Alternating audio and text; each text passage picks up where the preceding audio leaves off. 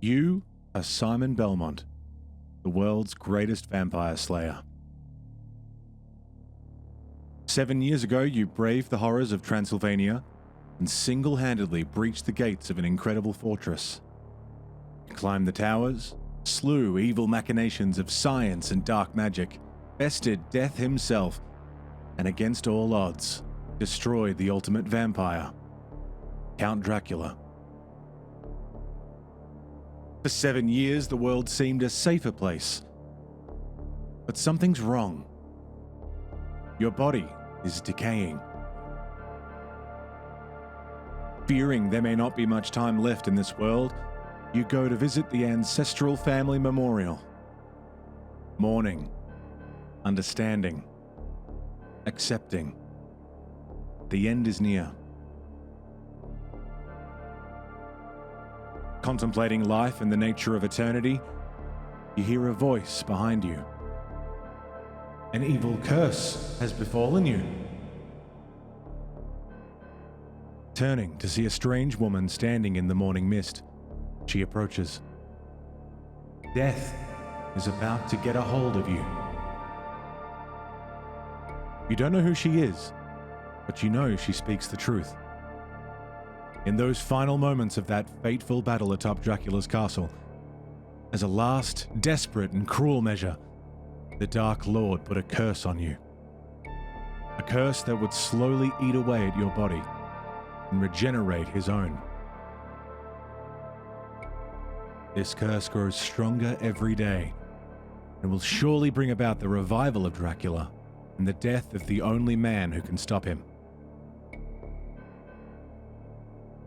However, there is a way to end this curse. During that battle 7 years ago, you destroyed Dracula's body.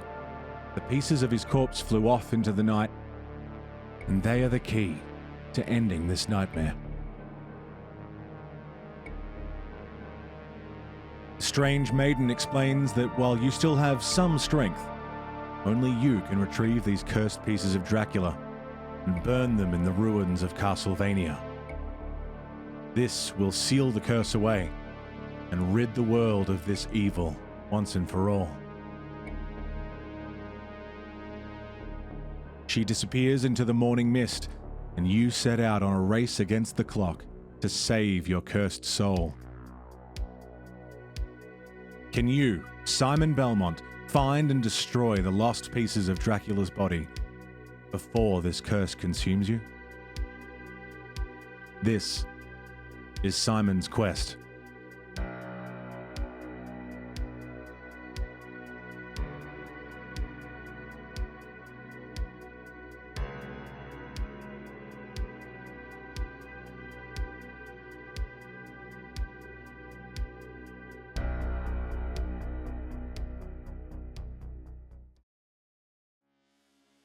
Released in Japan in 1987 for the Famicom Disk System, Dracula 2 Noroi no Fuin, or Dracula 2 Seal of the Curse, is the sequel to 1986's Akumajo Dracula, which we now know as Castlevania.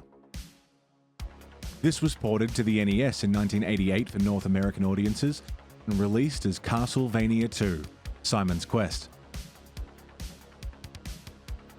On release, the game garnered relatively positive reviews, being compared to smash hits like Metroid and being praised for its length, exploration mechanics, and overall visual and audio design. But in the modern era, this opinion seems to have shifted in the entirely opposite direction. Castlevania 2 now is retrospectively viewed as a misstep in the series, flawed, poorly designed even for the era it released in. Translation errors, abstract puzzles, even more abstract hints, the difficulty and frustration this game seems to now be known for, it's scared off many new players in the modern world of gaming. So, I decided to take up the whip once more and step into the fancy boots of Simon Belmont to rid the world of Dracula's curse, and possibly the curse of Castlevania 2's legacy. The game begins, and I drop in immediately to the first town and whip one of the locals for daring to get so close. Something I wish I could do at the grocery store. Now, my confusion here is due to the fact that I didn't realize this was a town, or that the game had towns at all. Coming fresh off the back of Castlevania 1, I assume this to be the first level swarming with monsters, not old men just trying to get home from church. Seeing that they appeared non-hostile, I tentatively approach another elderly gentleman and he shares with me his sagely knowledge. A white crystal will let you see unseen platforms. Cool. What? Okay, so I've learned that these aren't strange goblins from hell, but they're NPCs who will talk to Simon and give friendly advice for his quest. We're going to talk about this more later. Moving on. After fumbling again with the controls, I spot an open doorway and let myself inside to discover a church haunted by a spooky ghost. Or just a nun. Scary, either way. She offers to let me rest for a while, and I assume this is to refill my health bar after battling with the local geriatrics. Go back outside and I start exploring this town, learning from this same guy that this town is called Jova, and the locals are very aware of Dracula and his resurrection. Before I'm able to truly get my bearings, a foreboding message crawls along the screen. What a horrible night to have a curse. The screen fades to black and the entire world has shifted to darkness. The residents of Jova have been replaced with zombie grandmas, reminiscent of those from the first floor of Dracula's castle in the first game.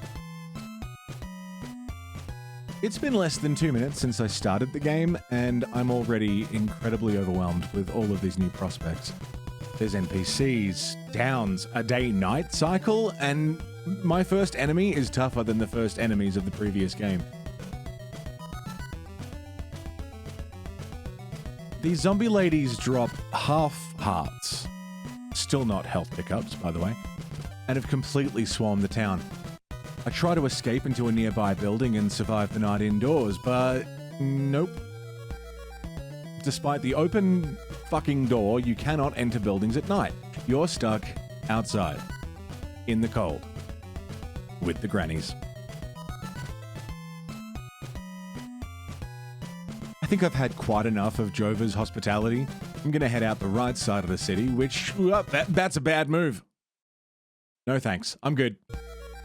I head back in a panic and decide to do what every good adventurer should do. Go left. Nope, nope, nope, nope, nope, nope, nope, nope. No, thank you. No, I'm good. I'm good. You know what? The grannies aren't so bad. I'll just hang with them for a while until I figure out what the fuck I'm doing.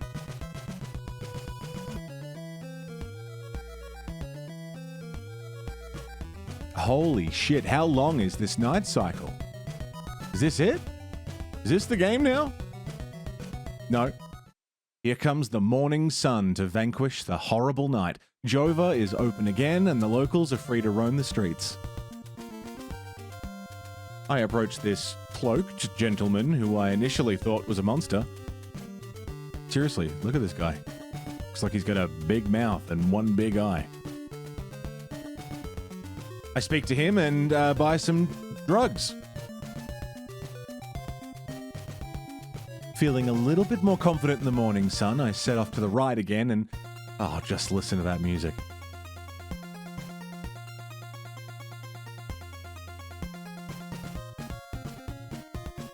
This track is called Bloody Tears, and since the game's release, this has been considered the unofficial theme song of the Castlevania franchise. We're gonna hear this song a lot, and I am not complaining.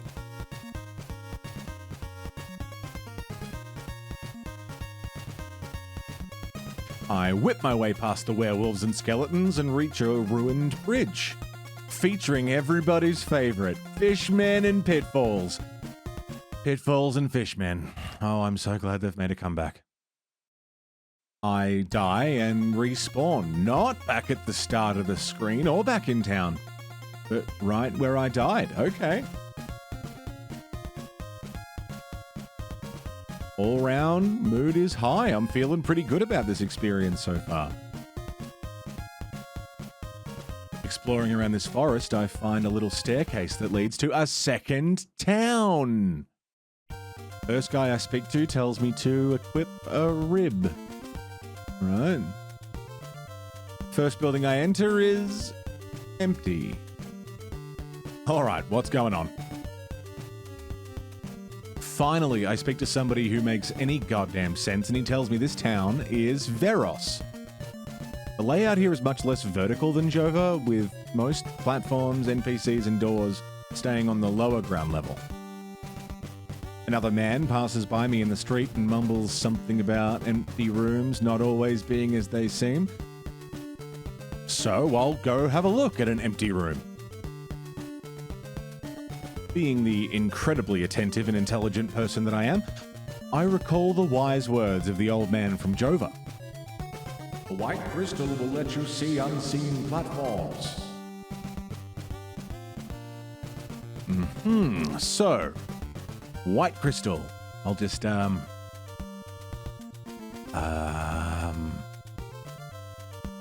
just, white crystal.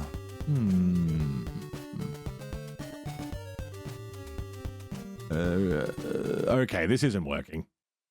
I must have forgotten something. I'll just come back later, it's fine. Off we go again, right into a flying eyeball. Awesome. When you enter this screen, he's precisely located in the least convenient place he could be. Do a little dancey dance and frantic whipping, and that takes him out. But I think I've had enough of this route for now. Back to town, and what a horrible night to have a curse. Shit.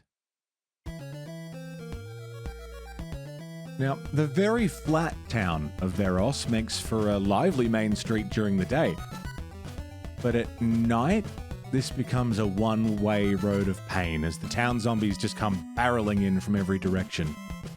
Also, these fuckers take 4 hits now. That's double the health of the Jova zombies. Being entirely unprepared, I just die in the middle of the street. On second thought, let's not spend the night in Veros. This is a silly place. Back out to the crossroads we passed earlier to explore the upper path, now guarded with funky skellies and a blood puddle. This leads to a rather extravagant mansion. I bet whoever lives here would be happy to put me up for the night, maybe give me some food. Oh. This guy lives here. He doesn't seem to want any visitors. And he's not letting me up on this ledge. Thankfully, I've got the reach to take him out with my whip and jump across.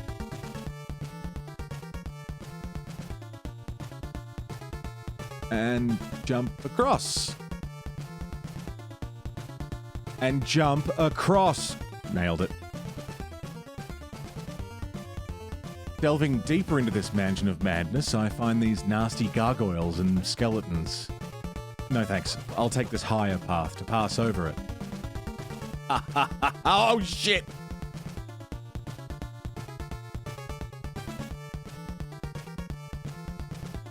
We'll just head this way.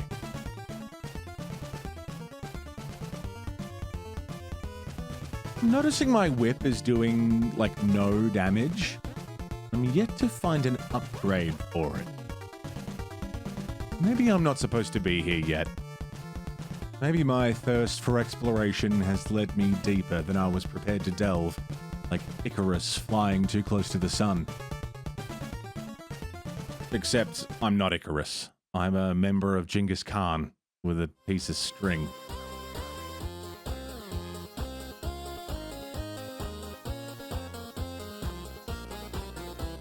I'm trying to climb this little platform ladder and take out the skeletons along the way. This platform just above me. It's just low enough to not allow me to jump and attack, to clear the way for the next jump. So to progress upwards, I need to commit to a jump onto a platform that is currently occupied and whip my little heart out hoping that a hit lands before my feet do.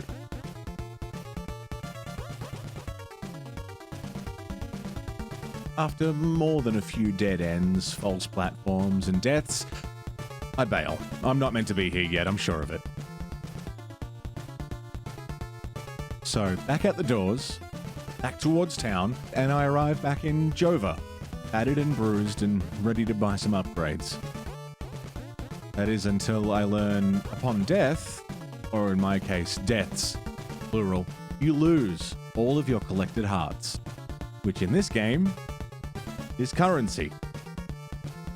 Transylvania's moved to a heart-based economy and Simon's fucking broke. So it's time to farm.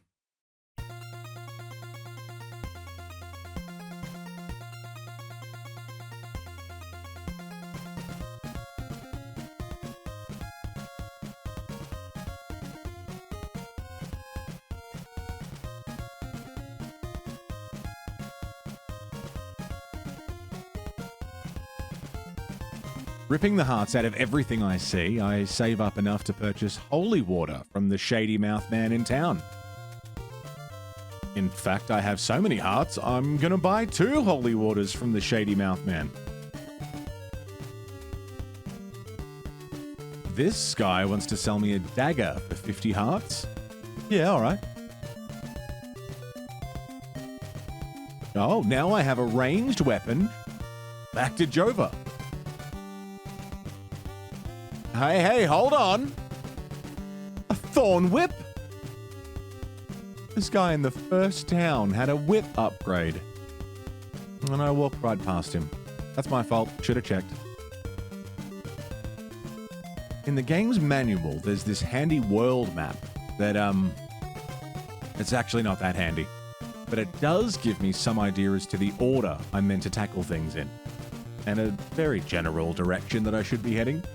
So there's that. I have holy water, a fancy new whip, and a little bit more courage. I head back to the mansion that I ran away from earlier, ready for vengeance.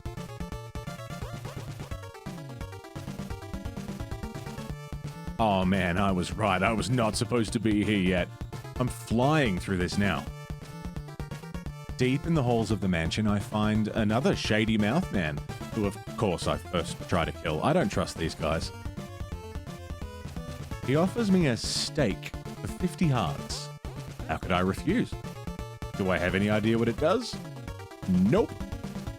But if he made it this far with one, it's got to be alright.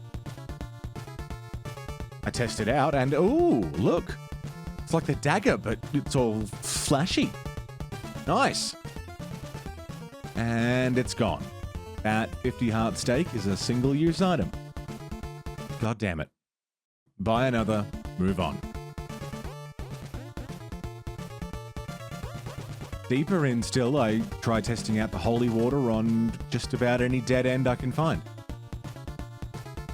I get lucky here and find a neat-looking book, which provides a clue that I will almost definitely forget.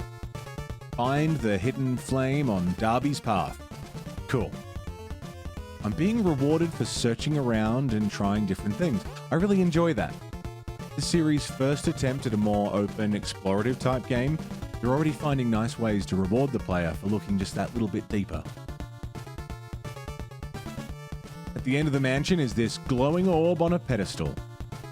Thankfully, I bought that steak earlier, and I use it to smash the orb open and reveal Dracula's rib laying inside. This was a neat dungeon, nothing too complicated, simple enough layout with a few tricks here and there to keep you guessing.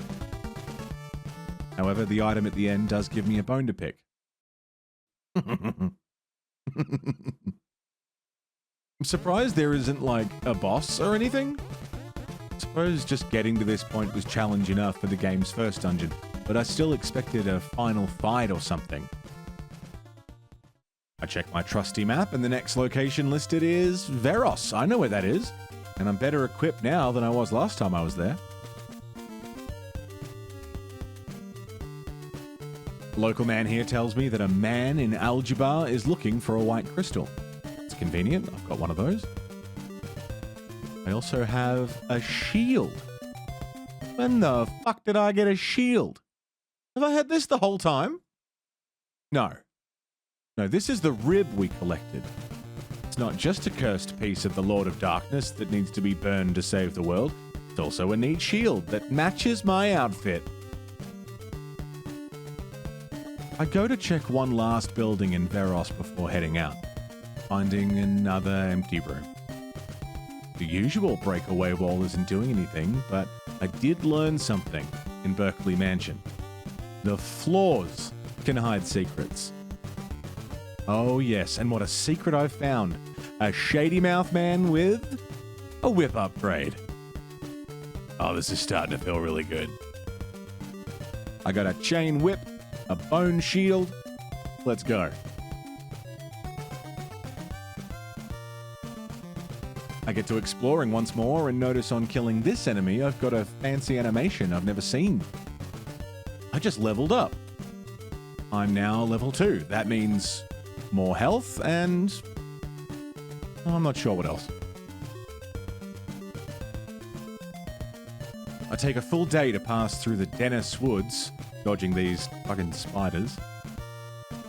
I hate spiders. We arrive in the town of Algebra. The morning comes and I make my way through this empty building to find an old lady has barricaded herself in the basement. I rush to her aid and she tells me to equip the eye to see veiled clues. Empty building 2 hides a shady mouth man who offers me some garlic, a vampire hunter's favorite seasoning. For the low price of 50 hearts and the joy of carrying around a weapon that looks like testicles, I accept. 50 hearts gets me 2, that makes sense. Guess I'll buy another pair and be off. A man stops me in the street and tells me that garlic is known to summon strangers. If only that worked in real life. You whip these out in the street and strangers will run in the opposite direction. One last hidden passage in town hides a merchant selling laurels for 50 hearts a pop. These are also a limited item. You get 2 per purchase. I don't know what they do, so I'm going to buy a second pair, just for safety. I like how the sub-weapon system works in Castlevania 2. There's some permanent items that stay with you as you progress. There's story-required items like Dracula's parts, they'll give you a buff. And then there's these utility items that have some very specific use and require clues or hints or just trial and error to learn what they do and when to use them. Being able to switch between the permanent sub-weapons like the holy water and daggers is a nice quality of life improvement from the first game. You no longer need to leave upgrades laying around because your current situation calls for something else. You can collect them and use them as needed.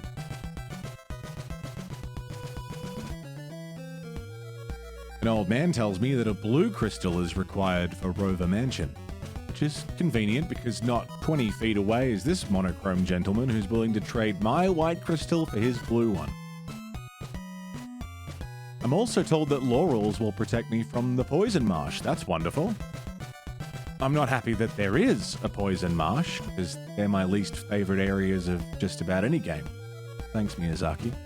But I'm glad that I'm gonna have some defense for when I do need to trek through one. I wander off to check out the lower path from town, which leads to this lake, with no obvious way across. Maybe I just need to take a leap of faith. Nope, that's just a dead end for now. All right, back we go. I spend quite a while here being lost. Even with the help of this map, I'm just losing track of the paths I've taken and the directions I've gone.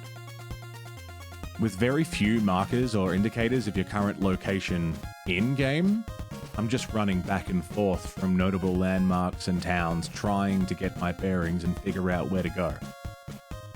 In my misadventures, however, I stumble upon this dead end and think to check for secrets. And now I possess the Sacred Flame. This has to be the hidden flame on Darby's path, which is a sick pillar of fire and a permanent sub-weapon. Fuck yeah, this is awesome. I wander back to that dead-end lake, trying to figure out some new strategy maybe. My first guess is garlic? Maybe the strangers I can summon have a boat. They can ferry me across. Maybe it summons a particularly strong muscle man who can throw me over. Maybe it'll just summon some floaties so Simon can paddle over at his own pace. I waste 3 of my 4 ball sacks on this. It's not happening. I try holy water, sacred flames, jumping, whipping, nothing. At this point, I'm just hitting buttons to see what happens, and oh my god. I crouch and wait, and the camera perspective shifts to show pathways leading down from the water's surface. How was I supposed to know to do this?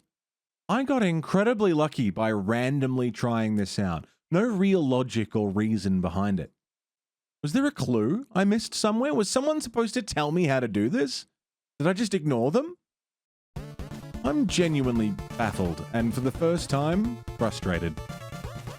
This kind of progression and puzzle solving will come back, and it doesn't get any less annoying. Whatever.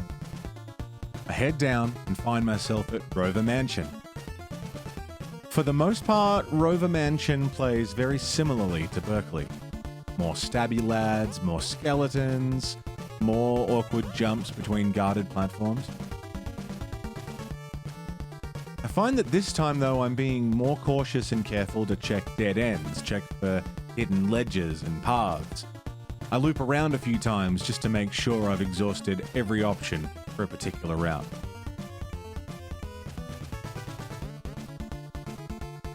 I find the way to go is actually right in front of the entrance. It's hidden behind this illusory wall. As far as I can tell, that whole first chamber, just a big distraction. Second chamber has more little jumps and awkward passageways, needing really tight movement to climb up and around. I really like that you can see the water at the top of the level here. It reminds you that you're actually under the lake right now. It's a small touch, and the level designers didn't need to add this detail, but I appreciate it. It's a nice piece of set, and it keeps the world connected, even when you're in this dungeon. The end of this path reveals a helpful clue. Garlic summons a soul in Camilla Cemetery. This must be the stranger that was referred to earlier. Nice. The end of the second chamber hides another pedestal orb. There's a slight problem.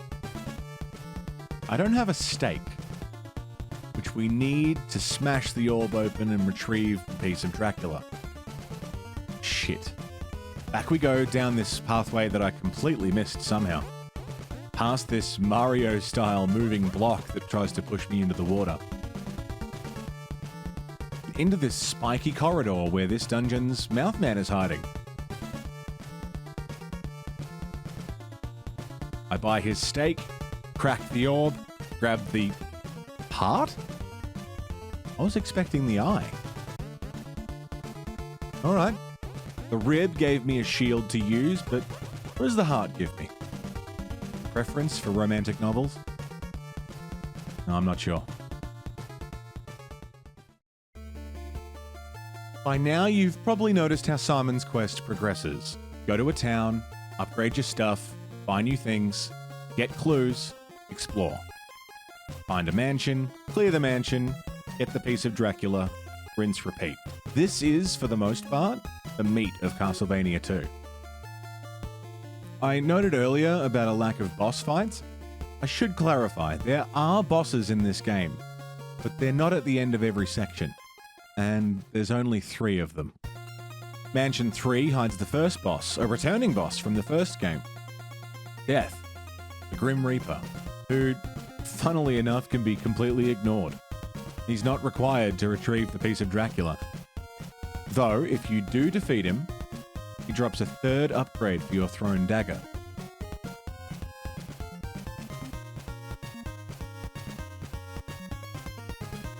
The last mansion hides Vampira, or Camilla. She looks a bit different to how she's portrayed in modern adaptations, given that she's just a face. Camilla does need to be defeated, though, to access the final dungeon of the game. She drops the magic cross. This is a required item. And of course, once you've finally collected all of the cursed body parts and burned them in Dracula's castle, the big man's going to show up for a second round. In your last bout, you took him down, but got cursed for your trouble. This time, there's nothing he can do to stop you, because you have Sacred Flame spam. Holy shit, that was a lot easier than last time. With Dracula defeated and his body parts destroyed, the game is won. You are victorious. The evil count is dead, and Simon Belmont did not survive? What? After all that? After days of fighting to become stronger, solving puzzles, vanquishing evil across Transylvania, this is how it ends? Yep. Turns out, yep. Remember how Simon was cursed? And he had a time limit to cure himself? Yeah, I didn't make it in time.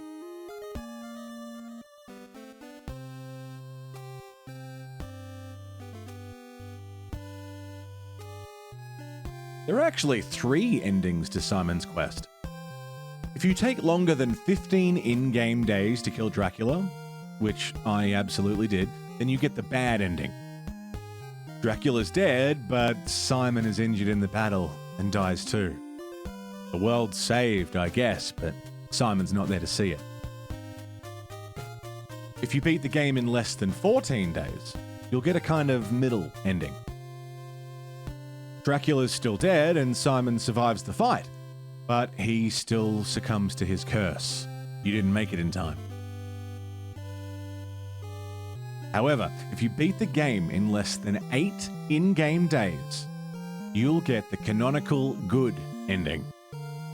Simon learns of his curse, travels across Transylvania again, collecting the broken pieces of his nemesis. He drags himself across the threshold of a ruined Castlevania, burns the pieces in a ritual fire, and fights a reincarnated Dracula. Both combatants so far from their full strength, and yet giving their all in this battle to determine the fate of the world. Simon wins, saves the world from evil, and is freed from his curse. He visits Dracula's grave and thinks on what he's done. The world is safe, and peace and happiness can prosper.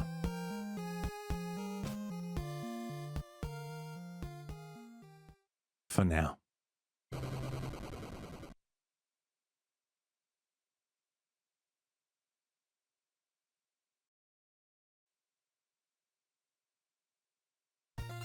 Castlevania 2, Simon's Quest. What an experience. For being only the second entry in a long franchise, it sets up a lot of what we'll see in future games. The exploration, puzzles, hidden pathways, and upgrades, you can see how this series was shaped from this entry alone. It was ambitious to turn a simple and challenging action platformer into an RPG, and I think for all its flaws, they did a pretty good job. This is the same year that Zelda 2 released, which also tried to change its formula from the first game, attempted a more open-world style, and is constantly plagued by retrospective distaste. But we'll talk about that in another video. Of course, this was also the year we saw the release of another pretty important RPG, Final Fantasy. In the shadow of what would become one of the biggest RPG franchises of all time, it's easier to see the flaws in something like Simon's Quest. And believe me, there are many flaws. The combat and exploration of Castlevania 2 does what you'd expect. It's more of the same from the first game. maybe a little bit more polished. But many of the issues arise when looking at the rest of the game. Clues and the solutions to puzzles just don't make sense a lot of the time. People have stated that these clues are vague due to a poor localization attempt for a Western release. We can see this in the first town at the beginning of the game. This NPC tells us there's a crooked trader offering bum deals in town. Now that says to me, there's a merchant doing dodgy deals ripping people off. Don't trust him. However, when correctly translated, what he should have said was, in towns there are traders who do their business in hiding. This tells me to be on the lookout for those merchants because they're hiding in towns and need to be sought out. This is a big issue and it's prevalent through the whole game. With that being said, there's more to it than just lazy translations. In fact, in the original version of the game, the NPCs straight up lie to you. Now, unreliable narrators, lying characters, this is perfectly reasonable. It's a normal thing. However, in Simon's Quest, we lack any context or allusion to the fact that these characters even might be lying. There is an intrigue in, oh, I wonder if this person is trustworthy, something seems off. But here we get, the NPC said this, but I'm doing it and nothing's happening. I must be doing it wrong. Here's an example. One NPC says, rumor has it, the ferryman at Dead River loves garlic. But he doesn't. The ferryman doesn't give a fuck about garlic. You can throw garlic at him all day. Give him some garlic bread, make a garlic sauce, juggle some garlic. He doesn't care. The garlic does nothing. These examples, however, they pale in comparison to Deborah Cliff. To get to Bodley Mansion, the fourth dungeon, you find yourself stuck at the base of a cliff with no apparent way to scale it or get past. Now the solution is to equip the red orb and kneel at the base of the wall for like way longer than feels correct. There are no clues or hints that explain how to do this. In English, the clues for this are wait for a soul with a red crystal on Deborah Cliff, and hit Deborah Cliff with your head to make a hole. In Japanese, the clue is translated as, if you cut through Deborah Cliff with a headbutt, a large hole will open. None of these things are true. Deborah Cliff and the frustrating, unreliable hints and clues in a very puzzle-focused game have given Simon's Quest something of a reputation. This reputation, I believe, is Simon's true curse in Castlevania 2. I went into this game being told constantly it's the worst of the series, borderline unplayable, not worth revisiting, just a mess of a game. And that made me want to try it even more. Now, the more perceptive or knowledgeable of you may have noticed something. I'm not actually playing Castlevania 2 Simon's Quest. This is actually Castlevania 2 Simon's Redaction, a fan-made remake of Simon's Quest, which sought to fix some of these original issues. This version of the game changes Dracula's appearance, retranslates or removes some of the more egregious dialogue and hints from the original game. It makes minor tweaks like speeding up the day-night cycle text. Did you know, in the original, this text scroll takes about 6 seconds? Here it is at full speed.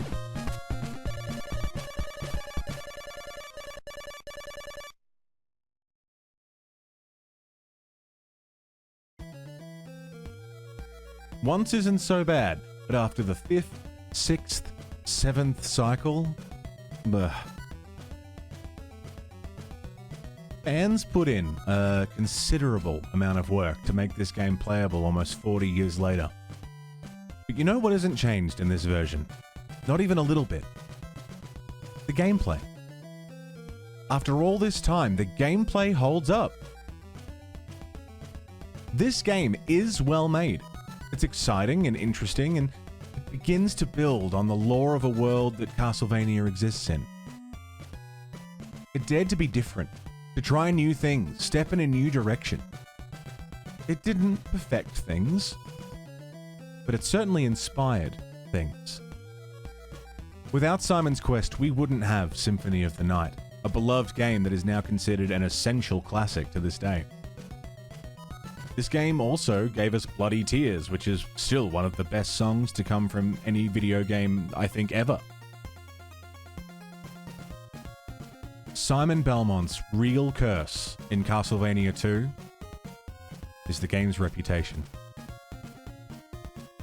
But this curse can be lifted. If you've never played this before, or if it's been a while, gather the cursed pieces and experience Simon's Quest for yourself.